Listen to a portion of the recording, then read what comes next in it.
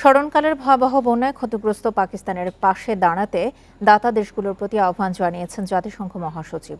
2 দিনের পাকিস্তান সফরে এসে গুতেরেস বলেন, বৈশ্বিক উষ্ণায়নে দায়ী না হয়েও জলবায়ু পরিবর্তনের খেসারত দিচ্ছে পাকিস্তান।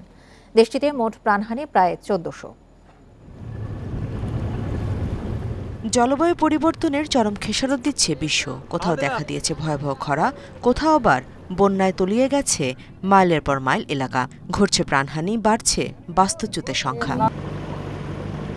স্মরণকালের ভয়াবহ প্রাকৃতিক দুর্যোগের কবলে পড়েছে পাকিস্তান। বন্যায় ক্ষতিগ্রস্ত হয়েছে 3,30,00,000 মানুষ, যার মধ্যে প্রতিদিন বাড়ছে হতাহতের সংখ্যা।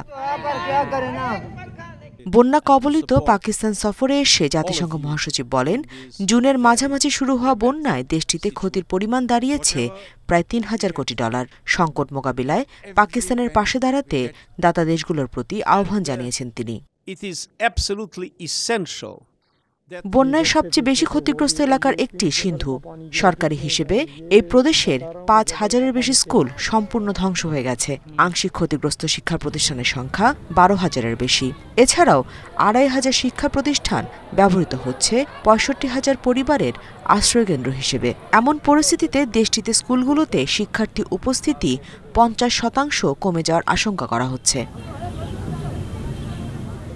জাতিসংঘের বিশ্ব খাদ্য কর্মসূচির তথ্য অনুযায়ী পাকিস্তানে বন্যায় 7.5 লাখের বেশি গবাদি পশুর মৃত্যু হয়েছে। তলিয়ে গেছে কয়েক লাখ হেক্টর ফসলি জমি। Nusrat Serin, Independent news.